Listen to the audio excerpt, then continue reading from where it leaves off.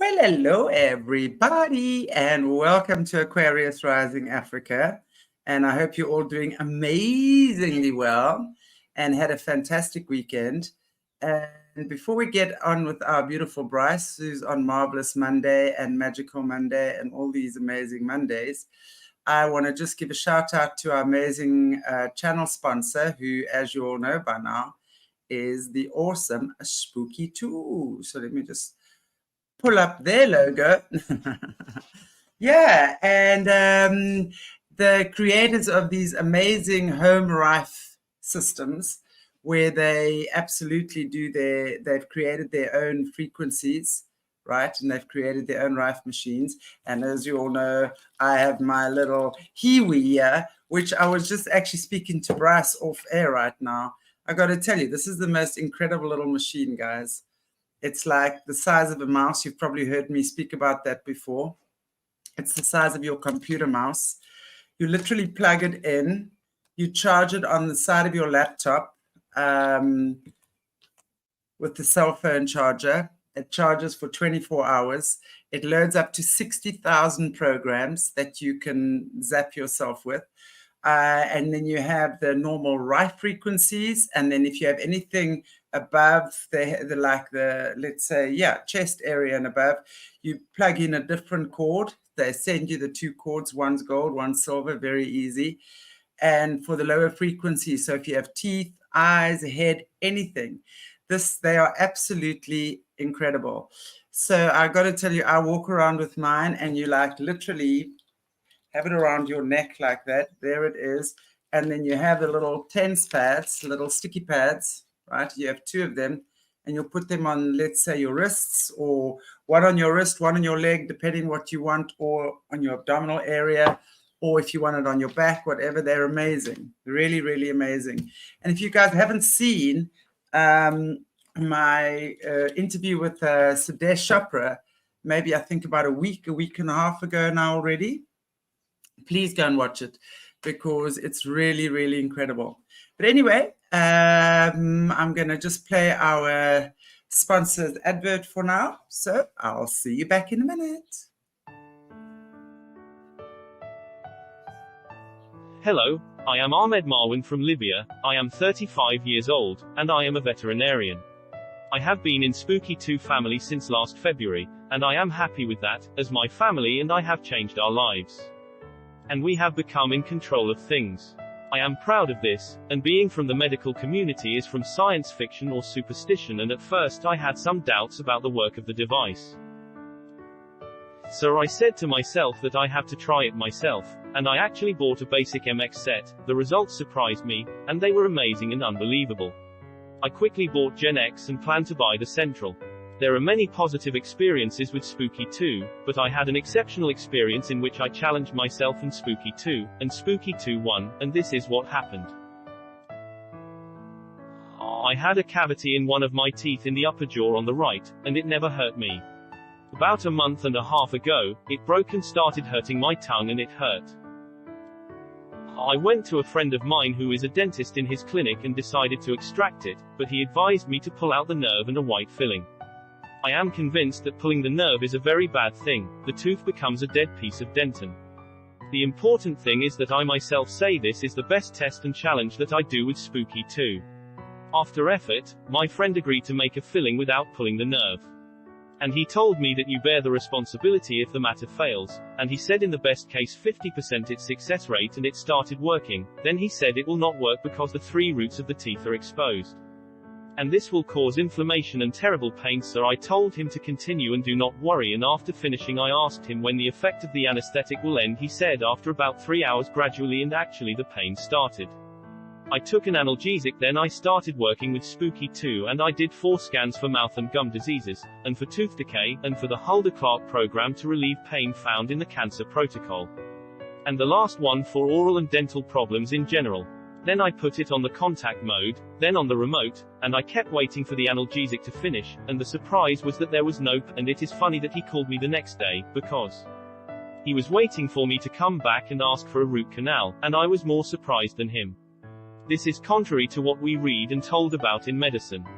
So thank you very much.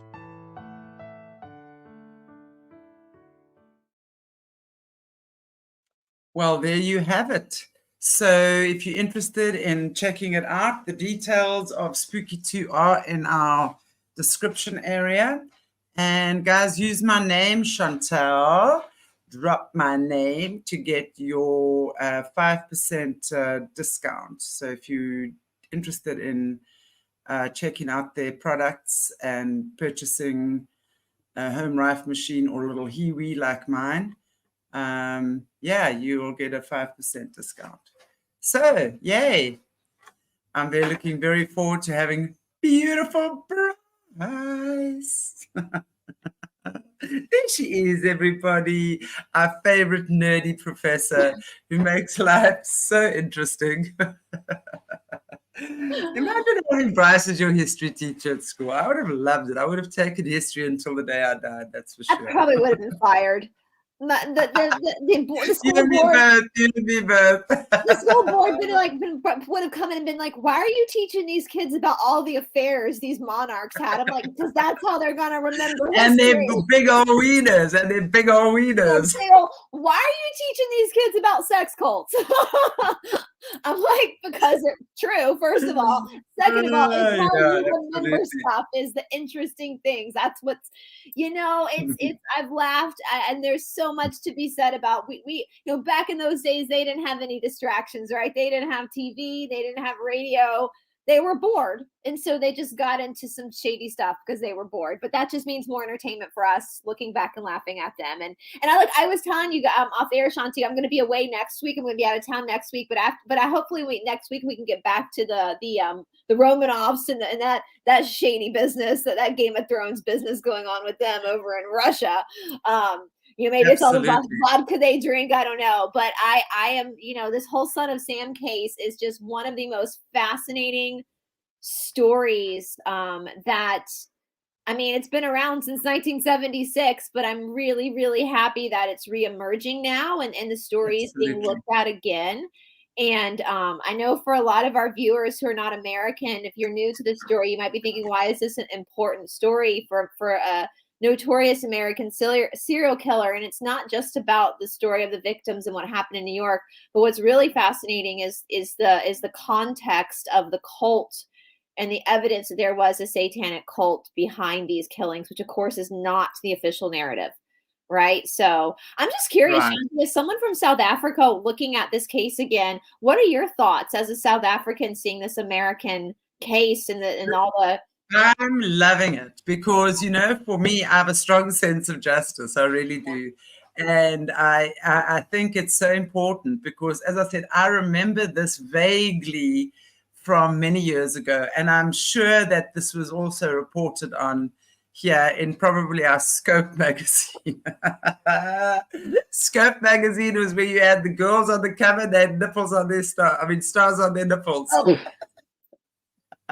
Remember in South Africa, anything pornographic was absolutely banned. We were ruled by the NG Church, the NG Kerk.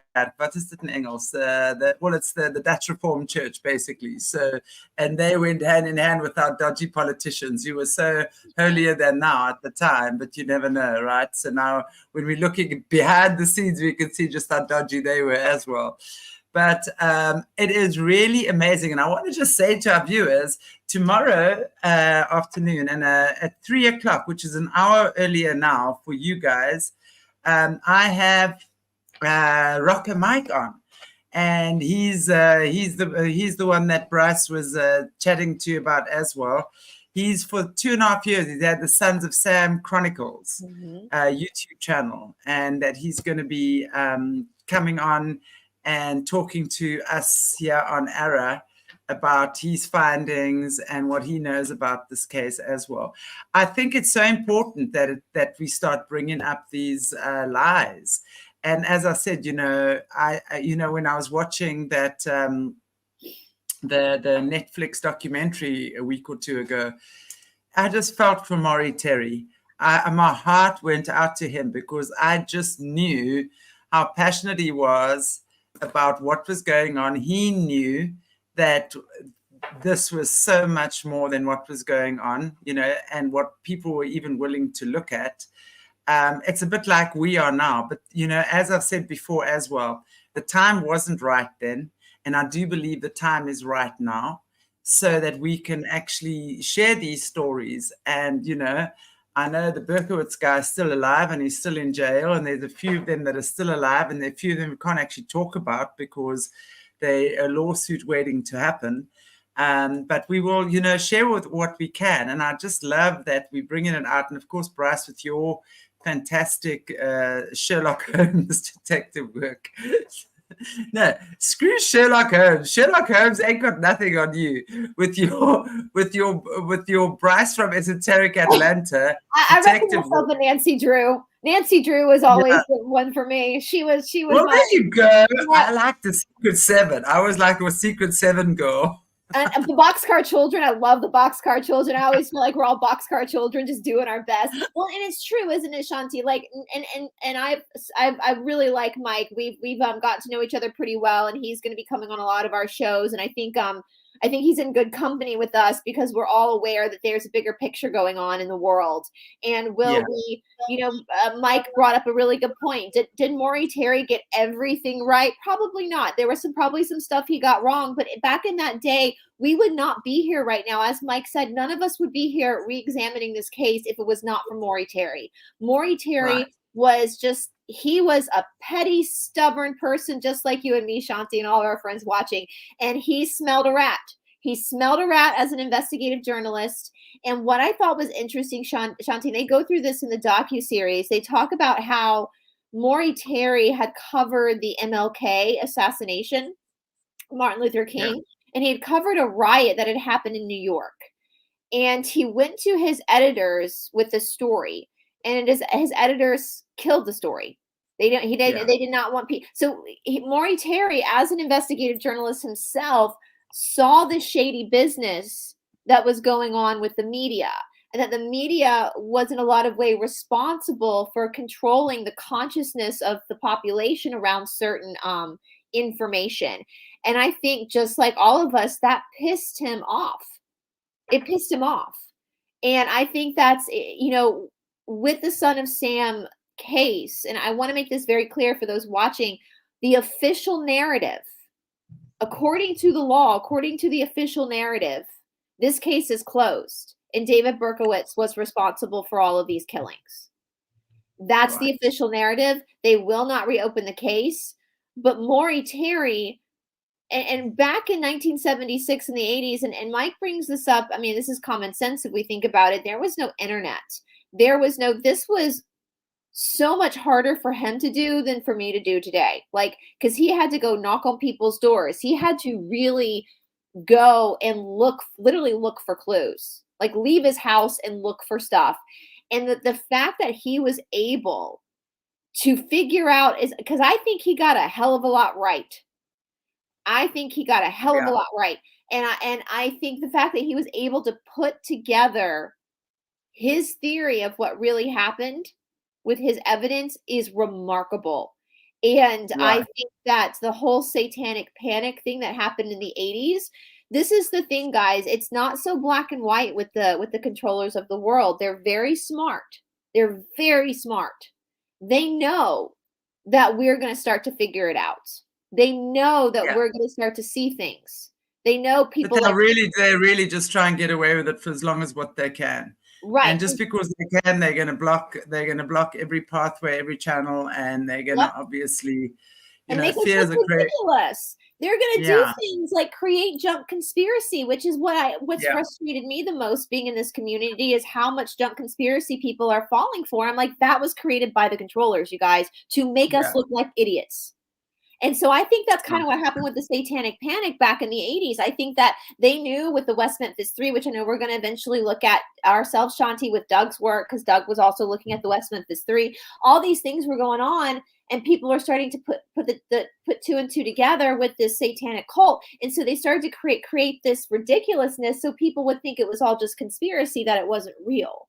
And so Maury Terry was up against that as well. And you guys, I know there's a lot. I have a lot of speculations. There's some characters in the story that I do speculate to have a lot more to do with this than others, but we can't say because some of those people are still alive. But if you get Maury Terry's book, The Ultimate Evil, and search for the Sons of Sam, you're going to know exactly who we're referring to. And that's all I'll say on that. And again, I just want to, for our own purposes, I just want to say that these are our opinions. We are allowed to speculate these things, especially for the Americans. That First Amendment, that's our First Amendment right in our Constitution, is freedom of speech.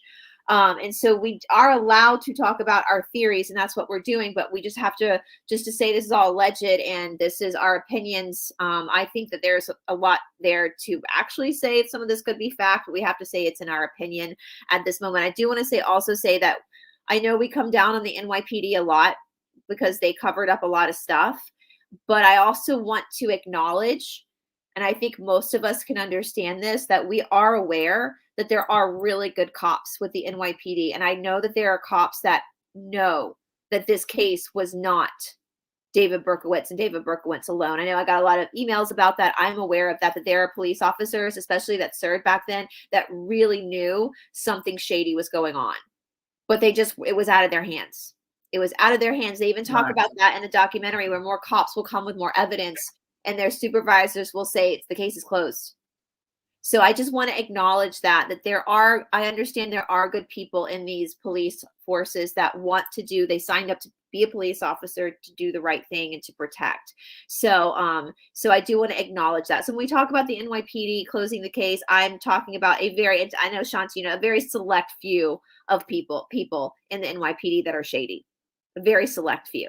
So anyway, I thought today, because I know you have Mike coming on tomorrow, and so I thought we could just kind of talk about the Carrs a little bit today. And again, guys, this is just alleged.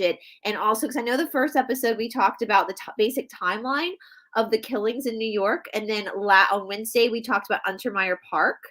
And this is my speculation, because when we look at the term "son of Sam," which is, it's crazy. My nose always itches now, and now because of Catherine. She said your nose itches when you're telling the truth. So now I'm always going to blame it on, that's okay. So when we're looking at the Son of Sam, guys, which technically this is called the son, singular, Son of Sam.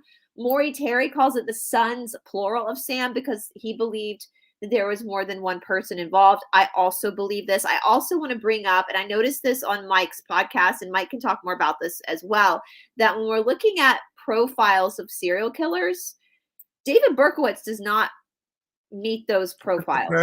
Yeah, exactly. He doesn't meet a profile of a serial killer. Most serial killers, if you think about Ted Bundy, John Wayne Gacy, the big ones, there's some in Europe as well.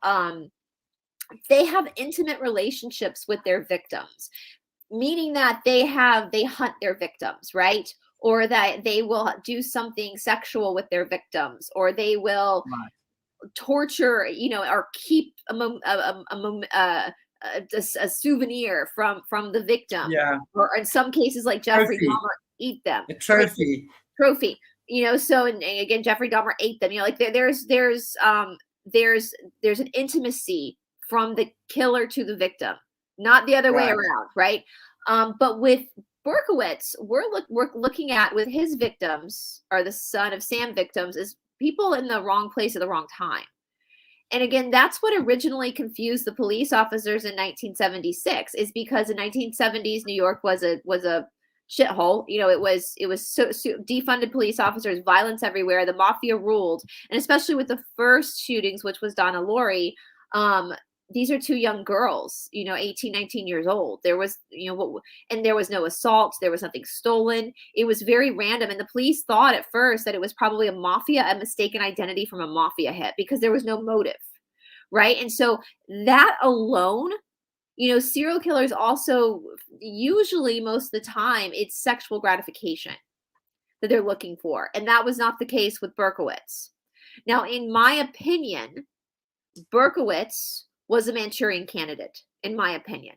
He was an MKUltra. He was programmed to do this. I have some speculations about his childhood, but we don't have a whole lot of proof about that. Hey, Sue Ellen. Well, Berkowitz was not his birth last name, because he was adopted. I see Manny's in the chat. Manny, you're totally welcome to disagree with us. Please just do not name call. That's all we ask, is you be respectful. Yeah, Berkowitz was adopted, Sue Ellen. So that was not his biological last name. So that was his adopted last name. So I have my own speculations just with what we know with childhood trauma and what happens in childhood trauma and how people react through childhood trauma.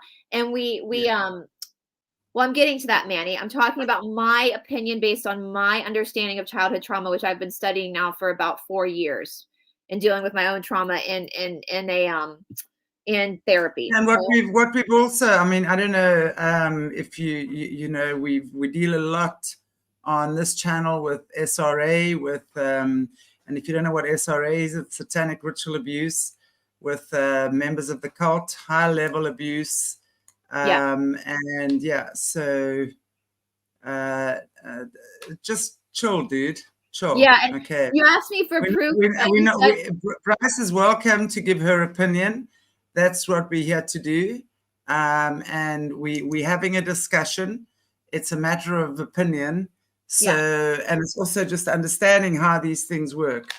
And Manny asked for proof of why we think he was, that I believe, in my opinion, that there was something in his childhood we're not aware of. And I'm giving you that proof, Manny, because of my own experiences of my child and what I understand through therapy, studying childhood trauma. And also, and Shanti's right, the amount of people on this channel that have explained their own, what they've been through. So that's where we're coming from. So if you'll let us finish, we can explain why we think that he loved arson, right? When he was a little kid, he loved to light things on fire, right? Now, from what I understand, thank you, Deborah. I appreciate that. From what I understand, Manny, I'm saying that my experience of understanding. It's okay. He's going to time out for a while. Yeah, because I think it's pretty obvious with common sense if you've had your own experiences with. And we're giving him way too much airtime anyway. Just carry on. I mean, he's obviously likes the attention. Yeah, he does. He does. And it's actually funny because I even told him, I'm like, both Shanti and I, we're not Son of Sam channels. I'm a deep dive channel. So I cover all sorts of stuff. So the fact that you found me just means that you're obsessed with this. And I don't understand why. Like, I'm totally fine with people having a different opinion. This is just a fascinating case. Anyway, so we know Berkowitz liked to light things on fire. And that's very strange and to me, now, a lot of serial killers will do things like will harm pets. We don't see that with Berkowitz. I have not seen anything where he was harming anybody. You know, the only thing we saw was that he liked to light things on fire. And I have not found anything that refers to him wetting the bed a lot. Because we know that that's common with serial killers, is that they will wet the bed well beyond the age that's appropriate to be wetting the bed. You know, and so there's some key elements. There's obviously trauma. There's a lot of trauma. And also, you know, when you're looking at when I was interviewing a lot of the Australians, and I might have said this before on this channel, I know I've mentioned it before, very prolific serial killer Ivan Milat, right, who's now dead. Beam me up, Scotty, you might know about him. I'm sure, in fact, you would. And one of the Australian survivors, a gentleman, I don't remember his name offhand, I'd have to go back and check, who was actually, and what happens was the boys, if they got lost or they came from bad home situations, whatever, they were taking into, there was one particular boys' home, Derek it was called, that the boys were taken into. And every one of those boys you talk to that were in there will tell you straight, there was not one adult who was on their side. There was not one adult who wasn't involved in the cult. They were then taken into these boys' homes. There was MKUltra, call it wards there, where these guys were openly pretty much being MKUltra. They were then trafficked through to nightclubs in one of the cities in Australia. I don't remember which one.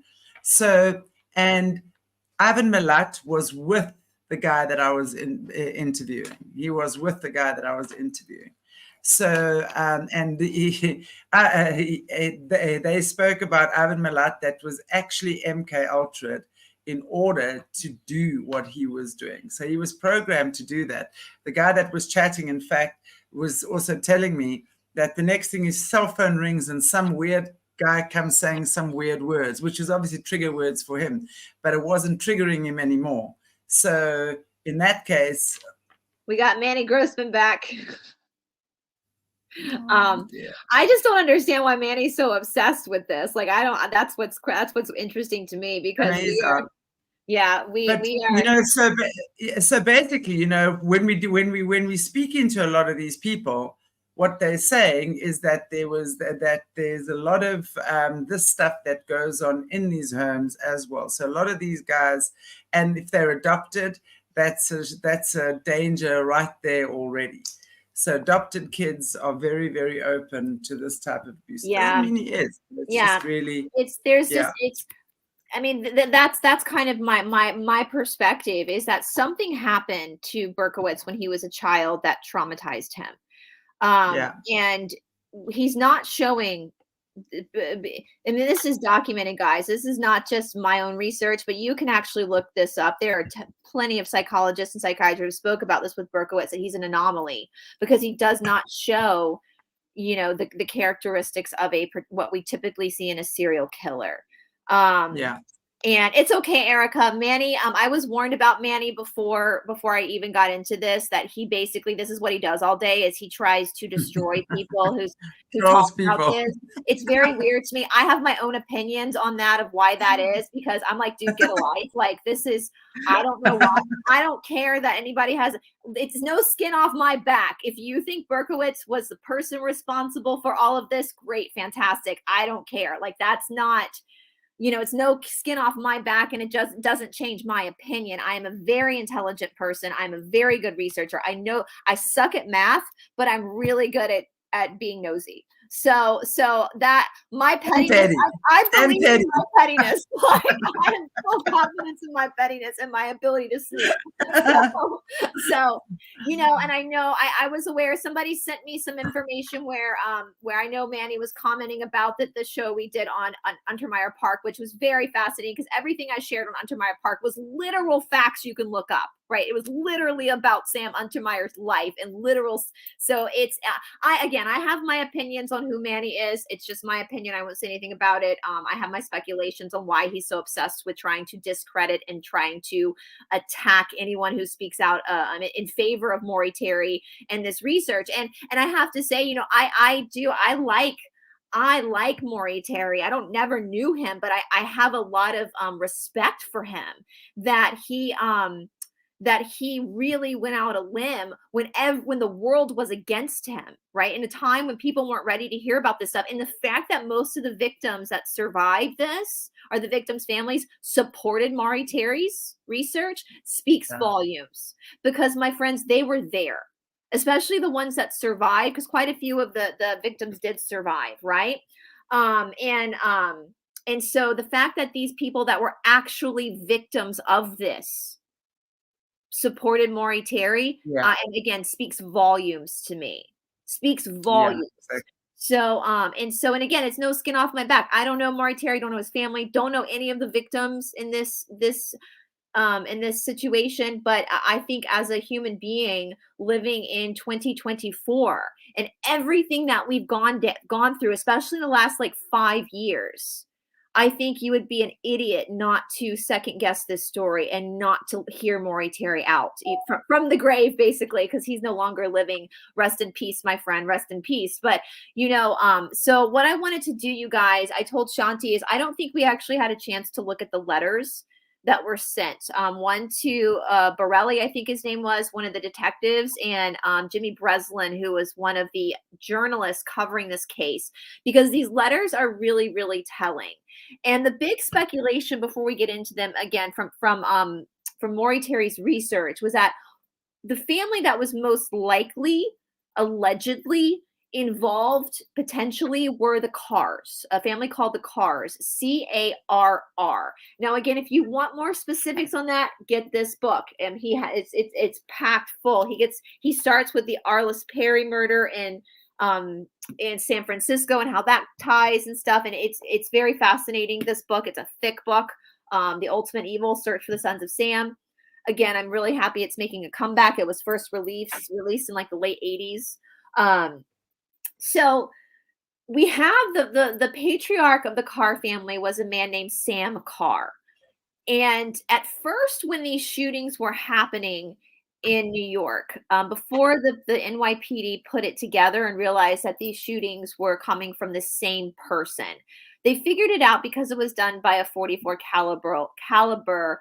I don't know how many times we can say this, so I'll just do this. You guys know what I'm pointing to. And so he was called the 44 caliber killer. That was his first original name, because all these serial killers get names. And he actually called himself the Son of Sam. Now, my speculation off of my research, Sam can mean many things, in my opinion. We're looking also at the occultism in New York at that time. We're looking at the fact that Untermeyer Park was notoriously used as a place for a lot of witchcraft and occult activities. And who was the original owner? Sam Untermeyer. We know from circumstantial evidence that's pretty heavy that Sam Untermeyer was also involved in a lot of occult rituals and shit. We know he was honeypotting Woodrow Wilson, the president at that time. And so when I hear Son of Sam, I think Sam Carr, Sam Untermeyer. We also, somebody else brought up, for those who are American, what is our government called in America? I don't know if foreigners or people from other countries know this, but our government is called what? Uncle Sam. Wow. That's the name for our government. Uncle Sam. So Isn't there Uncle Sam in some fast food chain as well? Not that I'm aware of, but there are different fast food chains in the United States. Different fast food chains can exist on different areas that don't exist. Like there's some fast food chains in the Southeast that don't exist outside of the Southeast. Same with like California. So there could be one that I'm not familiar with. But yeah, Uncle Sam is considered like. That is crazy. I know that the American government president, whatever, is referred to as Uncle Sam. But I'm just amazed as to this connection, because suddenly, that kind of gets one's attention, doesn't it? Yeah, and that's my opinion, guys. I don't think this was some like rinky-dink little satanic cult that just got a little wild. Yeah. I think this is connected to the higher ups of our government, and that's where I discovered this work too, was through Doug Kramer. And he was the one that, because of his ties to Scientology, and again, when you're looking at Scientology, it doesn't take you that long to get to you don't have to. But also look at how many high level celebrities and stuff are in Scientology. Yeah, exactly. You look at the likes of Tom Cruise, you look at the likes of John Travolta and his wife. You look at whoever, there's a couple, I can't think of their names offhand, but Scientology has certainly been up there a lot of the time, right? It's been up there in terms of And that's how I stumbled upon this information. I think I said this last week. Again, guys, I was born in 1983. I was born a few years after this case was already packed up, done away with. And I grew up knowing about the Son of Sam because this is a notorious case in the United States, just like Charles Manson, but I just assumed what the media told us, that this was some crazy guy up in New York who heard a possessed dog telling him to do this.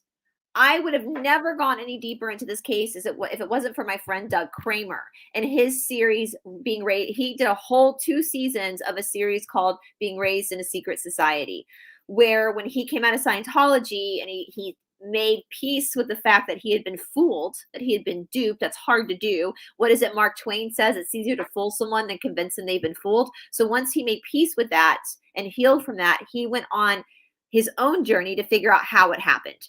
How did L. Ron Hubbard trick me and my family into believing all of this? And so he started digging.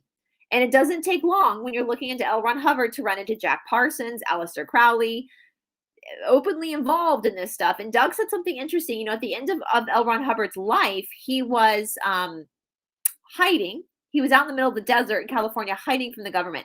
And Doug was like, you mean to tell me the United States government did not know where he is or where he was? Of course they knew where he was. So in my opinion, he was an asset. Hubbard was an asset. And that's, Deborah, we're getting to the Process Church, because the Process Church is basically how this connects to Son of Sam. Because the Process Church was an offshoot of Scientology. And we know Michael Carr, one of the Carr brothers, was associated with the. Did I send you that clip, Shanti, of Doug reading through? I don't know if you have it or not. It doesn't matter. If you don't, it's no big deal. No, let me. I do have it. I want to just check here. Michael Carr, his connection to the Process Church, and he was involved in Scientology as well. And so we know that Scientology uses a lot of hypnotic stuff, which is a part of spell casting. And Michael Carr Scientology, or I did not, or I did not do it all. Which one? I've got two Michael Carr Scientology. Do you want me to play it quickly? If we want to, yeah, because that's Doug. That's Doug. We can hear Doug's voice talking about this. Yeah. Here we go. So here we go. What Son of Sam leaves out about the process and its Scientology connection. Now that's in reference to the Process Church of the Final Judgment, which, as you'll learn about, is an offshoot of Scientology. The Sons of Sam introduces viewers to the Process Church of the Final Judgment, and here's what the Netflix documentary leaves out about the movement, supposedly. You guys might recognize that from the thumbnail. The Sons of Sam, A Descent into Darkness, introduces viewers to the Process Church of the Final Judgment, but a lot gets left out about the movements and its roots in Scientology. Netflix docuseries is largely told from the perspective of journalist Maury Terry, who dedicated his life to the Son of Sam case, hoping to prove that David Berkowitz didn't act alone. Terry's research into the alleged cult members John and Michael Carr, who Berkowitz claimed were co-conspirators to his crimes, revealed a past link to the Scientology Church and an offshoot branch known as the Process Church. Now, before we get deeper into this, Michael Carr was a high-level Scientologist. He's the one that supposedly introduced David Berkowitz to the Son of Sam cult, which is an offshoot of the Process, which is an offshoot of Scientology. He got a suppressive declare from Hubbard, got booted out, and joined, like I said, allegedly, an offshoot of the Process Church. I hope that makes sense so far. So, Terry believed that the New York branch of the Process Church spawned a satanic cult called the Children. And as you'll see, that might be more along the lines of an offshoot called the 4 Ps of the Process, or the Chingon. And Netflix true crime documentary examines Maury Terry's theory that several members of the cult were behind the 1970s killing spree attributed to the Son of Sam. I miss Doug. Can I just say that I miss Doug? Hearing his voice, he was a true warrior. And so that, I know. If it wasn't for Doug, I would have never known about Maury Terry. And Doug stumbled upon this long before the Netflix series came out. This was years ago. He stumbled upon this to help him understand how his family, because he was a second generation Scientologist, so how his family got duped into this this cult basically. And so it is steeped in Satanism. And so, I say that with Scientology, when we look at the law of one, we're looking at the two polarities. Darkness can't create anything. So if you look at even the Scientology process, it talks about the reactive mind, right? So that's a lot of yoga stuff talks about that. So what they do, what the darkness does, is they steal from the light and they invert it, right? Yeah. So they're taking this valuable information about the psyche of a human, and instead of allowing the human, like the yoga texts do and like the yoga practice does, instead of allowing the human to then free themselves of their own mind, they use it to warp the mind, right? Because it's a very potent practice. So this is what was happening. And we also know at this time, and I know this might sound crazy today, because at this point, I don't think this would really trip somebody up as much as back in the 70s. Back in the 70s, even in New York City, even in a liberal place like New York, it was still considered very taboo if you were born out of wedlock. That was, and again, in today's age, it's a lot of, that's no big deal. That doesn't matter, right? In today's age. But back then it was a big deal. And I told you that David Berkowitz was adopted by the Berkowitz. He was not born a Berkowitz. And after he got out of the military, served 4 years in the army, he went and searched for his birth mother. When he found his birth mother, he realized that she did not know who his father was. And that caused Berkowitz to have a bit of an identity crisis. A lot of shame there for him. And so he got himself into a very, very vulnerable position. And that's something that Doug would talk about a lot. Like, all these people go around thinking they're too good to ever fall for a cult. Like, so many people think, oh, I'll never fall for it. Everybody at some point in their life is going to be in a vulnerable place where they would, in fact, be perfect prey for a cult. Not one person, You know, and that's why it's so important to talk about this too, just from the whole cult perspective, to find good healers, to find good, you know, so that you're not in your vulnerability, you're not manipulated, or to be even aware that your vulnerabilities can be manipulated. And so, and Mike tomorrow with you guys can talk. This is what's so interesting about Mike, is because Mike is from New York, so he has again a bird's eye view. There are certain cultural things that Mike knows about this case that Shanti and I are not going to pick up on because we're not from New York. You know, the fact that Berkowitz moved to Yonkers, apparently that was a big deal. Why did he move to Yonkers? Probably to be closer to the Carrs, because he had befriended the Carrs, right? And so he wanted that he wanted that love. He wanted that family, that, you know, he was at a vulnerable point. And so when we look at the killings, you know, even the sketches, I don't know if I sent you some of the sketches, Shanti, but the eyewitness you know, a sketch artist that they sketch, they never looked like the same person. It never looked like. And I tell you what I have got. Okay, I've got Sons of Scams, Conjure Skirm. There, this is what you're talking about? Yeah, different sketches. Like this, you know, this does. Yeah. So Berkowitz on the far left. Do any of these sketches look like Berkowitz? No. In fact, the one on the far right looks like a female. I would say probably the middle one looks the most like him. If I've got to gauge that myself, I'd say the middle one looks most like him. Yeah, it's and in the docuseries they talk about this, where they had a profiler, you know, talk about how when we're looking at eyewitness testimonies and these sketch artists, most of the time, once the person is caught, you can see the resemblance. Like it's very, and Maury Terry even made that comment, because that was something that people said to the police. You mean to tell me that all of the eyewitnesses and all of the eyewitness testimony is wrong? Every single one of them are wrong, and the NYPD is right. And Sue Ellen, thank you so much. That means a lot to me that you said that. We miss Doug a lot. My heart still breaks. I have suspicions surrounding his death. That's just my suspicions. And because I think he was on target, and I think he was. And so we're gonna keep going with his work. And Janelle, yeah, far right woman ? There are speculations because of some of the ballistics, and that's what fascinates me, guys. The fact that they can look at ballistics. I mean, they can look at how a bullet enters somebody and tell you who probably fired that. Yeah. And how big the person was, or approximately how much they weighed. But that is something we can't really talk about. I have to just say that. But we are aware. Yes. We'll just say that there are a lot of speculations that there was at least one female involved in this, and they do have speculations over who that female is. That's all we'll say on that. And it is just people's opinion, and it's just speculation. No female has been charged in any crimes.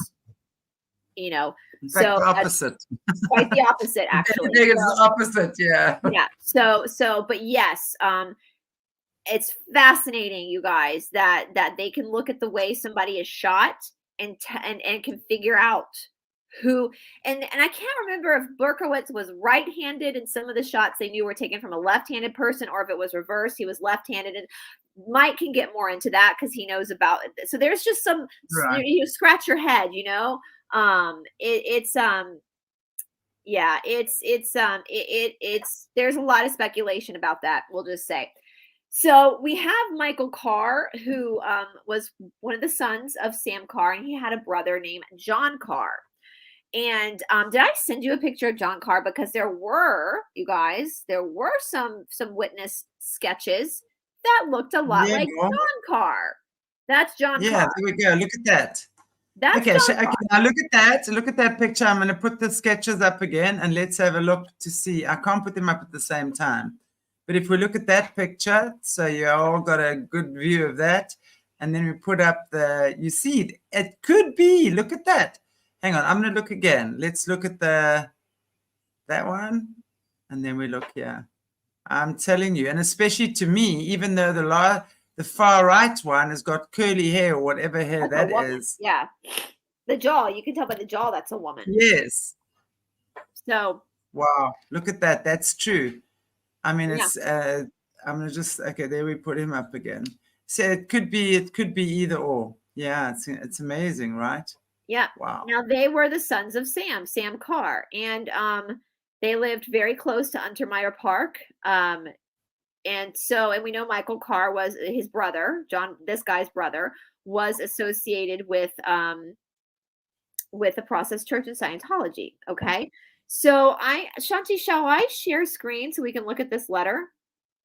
Yeah, for sure. Present to, let's see, how do I present? You go to present. I think it's present. You go to present. That should be at the bottom of your screen. How many of us does it take to do this? Oh, shoot. I want to do, yeah, hold on. Okay.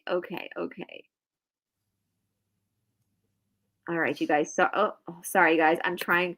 I can see it coming up, but I can't see it. Every time I go to click share, it clicks out of the screen. Should I just read it then? Yeah, maybe just read it. Yeah, I'm sorry, guys, because every time I go to click share, it clicks out. All right, and if you can look, actually, I hate using Wikipedia, but for this, I just pulled it up from Wikipedia because they're taking it straight from the letter. So let me just read you guys. Now, there's a lot of misspellings in the letters and Mike can get more into that were probably intentional. But let me just read you the first letter that was left for Joe Borelli at one of the crime scenes. I am hurt deeply by your calling me a women hater. I am not. I am a monster. I am the son of Sam. I am the little brat.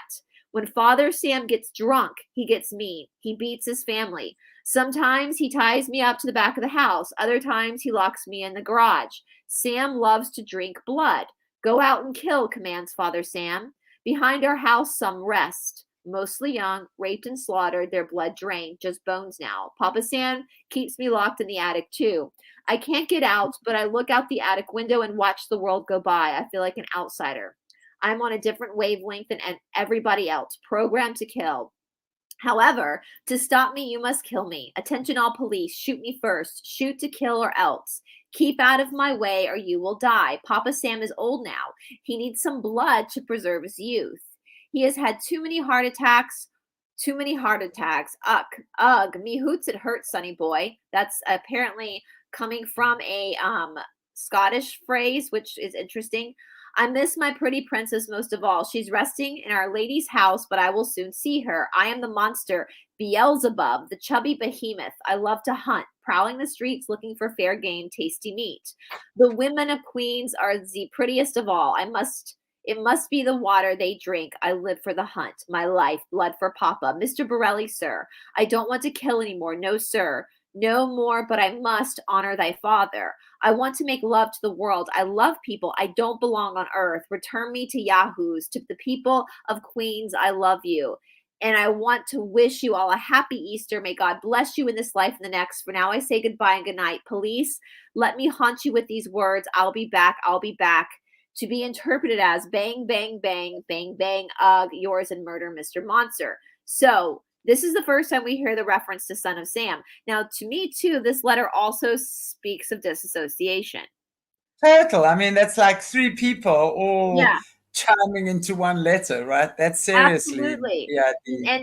And they want to be no, Rui, this is a letter, the letter that the son of Sam left to Mr. Borelli it's not a mantra. This is a letter that we're reading that was left to Mr. Borelli. So that's where we see the reference to son of Sam. Now, he talks about his father beating him, locking in the garage. We do know from some accounts that Sam was a very strict father and that he did have a temper and he did allegedly lock some of his sons up in the attic. So is that the picture? Is that the picture with him with the dog? Yep, that's Sam. And that's so let's see if we can. Yeah, let's look. So that's Sam Carr, and that's the dog Harvey, and that dog was the dog that Berkowitz believed was talking to him. A demon was talking to him through Harvey. Now I think that story is totally bunk because I think he was just covering he was the fall guy. So that's Sam. Now, we also see the reference to drinking blood, Beelzebub. We see the brat reference. So, but he calls himself Mr. Monster. Even though he says he's the son of Sam, he calls himself Mr. Monster. Now, later there was a letter sent to Jimmy Borelli, who was Jimmy Breslin, who was a journalist for the Daily News. So he wrote a letter, hello from the gutters of NYC, which are filled with dog manure, vomit, stale wine, urine, and blood. Now, again, the gutters of NYC, I think that now Mike was the one because I think gutters, I think the streets. But apparently the gutters do refer to the aqueduct tunnels that went to Untermeyer Park, the tunnel system. Right. Hello from the sewers of NYC, which swallow up the delicacies when they are washed away by the sweeper trucks. Hello from the cracks in the sidewalks of NYC and from the ants that dwell in these cracks and feed in the dry blood of the dead that has settled into the cracks. Jimmy Braslin, I'm dropping you a line to let you know I appreciate your interest in those recent and horrendous 44 killings. I also want to tell you that I read your column daily and find it quite informative. Tell me, Jimmy, what will you have for us on July 29th? So that's the year anniversary of the first killing. You cannot forget about me if you can forget about me if you like. I don't care for publicity. However, you must not forget Donna Laurie, and you cannot let the people forget her either. She was a very, very sweet girl, but Sam's a thirsty lad, and he won't let me stop killing until he gets his fill of blood. Mr. Breslin, sir, don't think that because you haven't heard from me for a while that I went to sleep. No, rather, I am still here, like a spirit roaming the night, thirsty, hungry, seldom stopping to rest, anxious to please. Sam, I love my work. Or anxious to please Sam. I love my work. Now the void has been filled. Perhaps we will meet face to face someday, or perhaps I will be blown away by cops with the smoking 38s. Whatever. If I shall be fortunate enough to meet you, I will tell you all about Sam if you like, and I will introduce you to him. His name is Sam the Terrible. Not knowing what the future holds, I shall say farewell, and I will see you at the next job. Or should I say you will see my handiwork at the next job? Remember Miss Laurie, and thank you in their blood from the gutter, Sam's creation. 44, here are some names to help you along. Forward them to the inspector for the NCIC, the Duke of Death, the Wicked King Wicker, the 22 Disciples of Hell, John Wheaties, rapist and suffocator of young girls. P.S. Please inform all the detectives working the slang to remain. P.S. Jimmy Breslin, please inform all detectives working the case that I wish them the best of luck. Keep them digging, drive on, think positive, get off your butts, knock on coffins, etc. Upon my capture, I promise to buy all the guys working this case a new pair of shoes if I can get up the money, son. And this is where he signs it, son of Sam. So, y'all, I don't, that just screams satanic cult. So, in my opinion, like Maury Terry wasn't going out on a limb to start saying this is a satanic cult, especially knowing what we know now with blood and programmed to kill. And when you, and I want to make this very clear. Like, one of my favorite sayings is two things get to be true. Two things get to be true here. Did David Berkowitz hurt people? Yes. Is David Berkowitz guilty of being involved in this? Yes. Should David Berkowitz need to be in prison for his involvement? Yes. But is David Berkowitz also a victim of this cult? Yes. I think he was a victim of the Manchurian Candidate, but he also was responsible. So the fact that he's a victim, I definitely think he's part of the Fall Guy team. That's my opinion.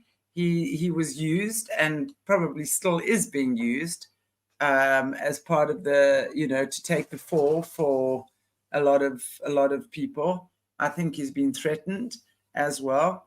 And I think that's also why and I'm fascinated, man. If you're looking, I don't know, you can't see, but there's 6 likes from Facebook and we're on 66. And it keeps sitting on 666. And then it'll go down to 646, 64 watching. And then it'll go up to, the likes remain 6.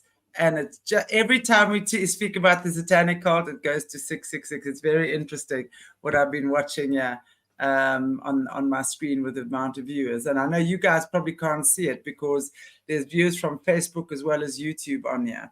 So I get the full from Facebook and YouTube. That's either the cult messing with us or that's God giving us a God wink. I think it's a God wink. That's what I'm saying. I definitely feel like that's the God wink. That whenever we talk about that and when we're talking, and especially it was coming on a lot when you were reading the letters, and I was like, oh yeah, there it is. So I definitely feel like he's a victim as well as a villain.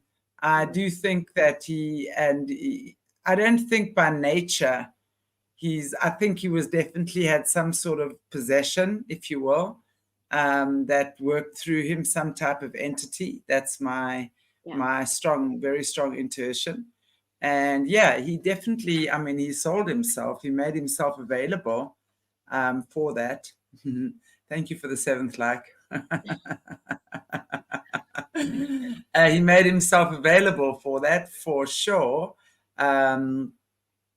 But I do think that he was used as a fall guy, and I don't think he's the only one.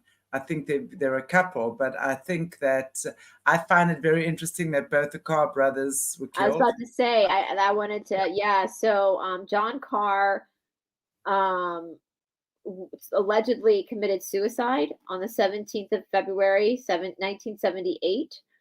That is very suspicious. The way that the scene was set up, it was not. And I think from what Mike had said, and Mike can talk about this more tomorrow, is it was originally ruled a homicide and then it got changed to suicide. He was found in Minot, North Dakota I think it was on an army base.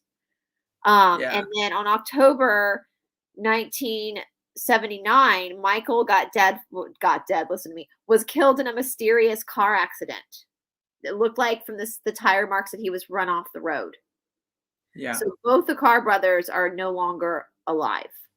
Yeah, I definitely feel, especially the one that got shot. Is that which one is that? Michael? Mm-hmm. Michael Carr? I know John. John, yeah. The first one, and honestly, I just, because there's a picture of that as well in the series, in the docu-series. And it's there's no doubt in my mind that he was. Were they going to crack? Like, was that why? And the thing is in North Dakota, at that army base, it was known that he practiced witchcraft. Like, people knew he was involved in the occult. So, and it's wild. Some of the detectives that went out to Minot, they in the docuseries, they talk about how they didn't want Maury Terry coming with them because they didn't want Maury Terry to influence their perspective. And the minute they got out there, they were like, this place is creepy. We don't want to be here anymore. Like, they immediately got that feeling that something wasn't right here. And they showed that the tire marks from Michael's car accident, and it 100%, like, there's no denying that that car was pushed off the road. Yeah. We also had the death of makes perfect sense to me, definitely. Now, there was snuff films involved in this as well. Yeah. Some of, especially the last shooting, there was some. Was that Arliss Perry? Is that the last? Stacy Malkowitz, I think was her last name. She did not fit. She was blonde. Most of the victims were brunettes, and there was speculation that her killing had been filmed. Now that gets into some shady territory. I don't know if Mike will go there or not, but it gets into like one of the Studio 54 guys, who was kind of behind some of these snuff films. It was like a drug runner for Studio 54 back in the day, was found killed in his apartment. And then there was a Hollywood producer who lived on Long Island that was known to throw these shady parties that probably make the Playboy Mansion look like. Didn't it have 72 rooms or something? Yeah, they had sex parties basically. And again, I think it made the Playboy Mansion look like a daycare system compared to what they were doing on Long Island. Yeah. And he ended up in a very mysterious murder too. So there's a lot of circumstantial stuff around this case when it comes to Hollywood. I tend to think they are connected just from everything that we've learned over these past few years. And again, and I want to make this very clear. Like, I don't believe that there is such thing as a throwaway human. I don't believe humans are throwaway humans. But when we're looking at the controllers, they tend to make people fall people. Expendables. They call them expendables. Yeah. And Berkowitz was the perfect for that. Like, that's why they go for prostitutes a lot too, And I want to make that very clear. That's not my opinion. I think every human being's life matters. But that's how they see this. And so Berkowitz was the perfect fall guy for this. And in my opinion, I think John and Michael were cracking. So they had to be removed. That's just my opinion, though. Yeah, I think they probably knew too much as well. Yeah. And that's why they were probably cracking. Yeah. Yeah. So, and I'm super excited. I'm going to be watching tomorrow with Mike. Mike's great. He's a wealth of information. You guys are really going to enjoy having conversations with him, because he's actually has become good friends with one at Carl Denaro, one of the victims that survived, the guy that got shot in the back of the head. They thought he was a girl because he had long hair. So so he's long dark hair too. Yeah.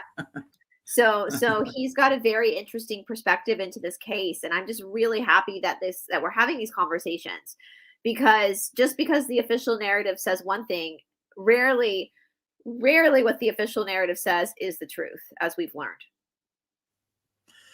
They love covering things up. Seriously, they do. And really, at the end of the day, whether anything comes of this or not, I just think it's important for people to realize that this is not, everything is not what it seems, for sure. There's a lot more to this case, I think, than what meets the eye.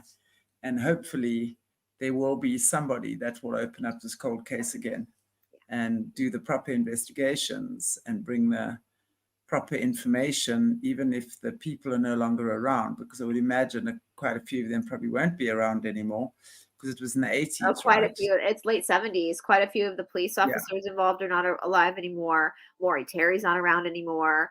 Obviously, the Carr brothers are not alive. But I think just having the information and knowing we got duped, or the general public got duped, is important. Yeah. Yeah. And I think it's, and also, think about the people that were murdered. It brings peace to their souls as well. At the end of the day, that's what this is about. We can deserve justice. Yeah, exactly. And the ones who did these deeds really need to be either brought in and taken to justice, or at least called out if they're not around anymore, for what they did. Let's hope that somebody who's brave enough at some point will actually stand up and speak their truth. Yeah. Speak your truth, man. Speak your truth. Yeah. Cool. Well, I look forward to talking to Araka Mike tomorrow from the Sons of Sam Chronicles. I mean, this guy, as Bryce says, he's got a wealth of information. I've spent quite a bit of time talking with him off air.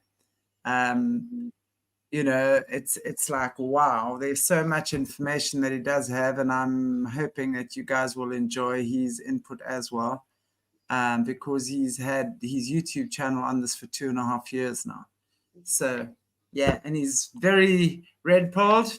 Yeah. Open mind, obviously goes into these things with a lot of information. So it's great to have people like him on the show. Really, really, really, these people that don't want to hide behind bullshit anymore. Right. It really is the time for us bringing the truth to the fore. So, yeah.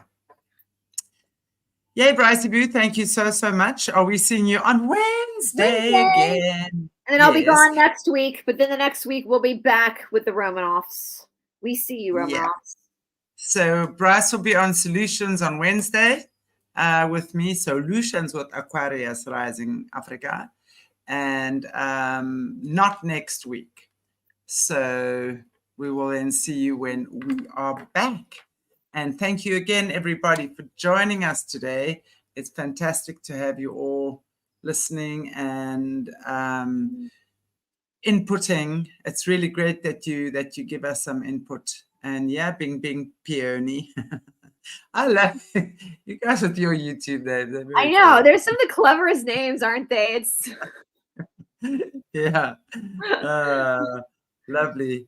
And we look forward to seeing you then tomorrow with probably what's going to be our final dose of Sons of Sam on this channel.